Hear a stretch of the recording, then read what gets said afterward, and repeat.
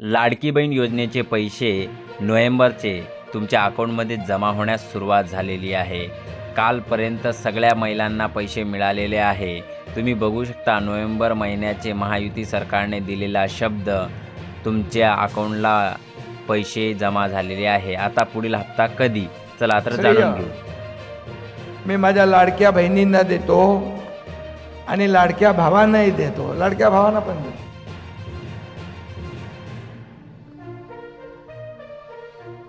आणि एवढंच सांगतो, मी आपल्या नगर परिषदेमध्ये पाहिलं की आपल्या निवडणुकांमध्ये प्रचारामध्ये लाडक्या बहिणींची संख्या लक्षणीय होती.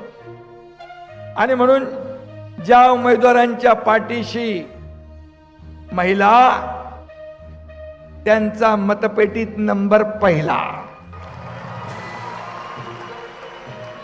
हे समीकरण झालेलं आहे, कारण विधानसभेत तुम्ही चमत्कार घडवून दाखवलेला आहे. सगळ्यांची बिकिंग रद्द करून टाकली.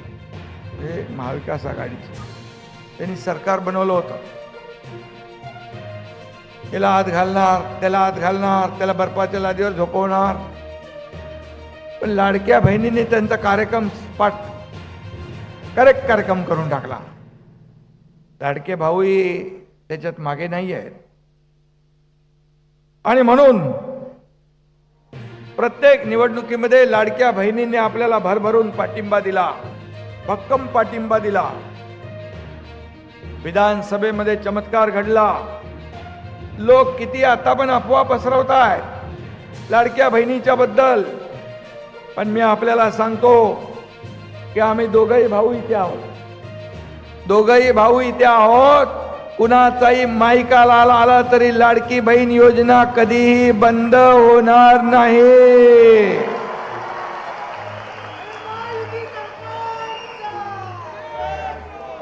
आम्ही जे बोलतो ते करतो, जे होणार नाही ते बोलत नाही. आणि जे जे आम्ही बोललोय ते करणार. काही लोक म्हणतात करून दाखवलं, त्यांना मी नंतर बघतो. पण आम्ही जो शब्द देतो तो शब्द पाळतो. आणि म्हणून तर लोकांनी विधानसभेत लँडस्लाइड मॅन्डेट दिलं. 232 महायुतीच्या जागा महाराष्ट्राच्या इतिहासामध्ये पहिल्यांदा आल्या आणि रेकॉर्ड ब्रेक झाला. काही लोक म्हणत होते, कोर्टात गेले काही लोक ही योजना बंद पाडायला. काही लोक म्हणाले काय महिलांना काय भीक देत आहे का, त्यांना काय विकत घेत आहे का. अशा प्रकारचे भाष्य करणारे आता कुठली तरी योजना त्यांनी आणली. अरे असं बोलणारे लोक, या माझ्या लाडक्या बहिणींची योजना बंद करणारे लोक काय देणार? द्यायला दानत लागते, दानत. आणि ती दानत महायुतीकडे आहे, महायुतीने दाखवली आहे.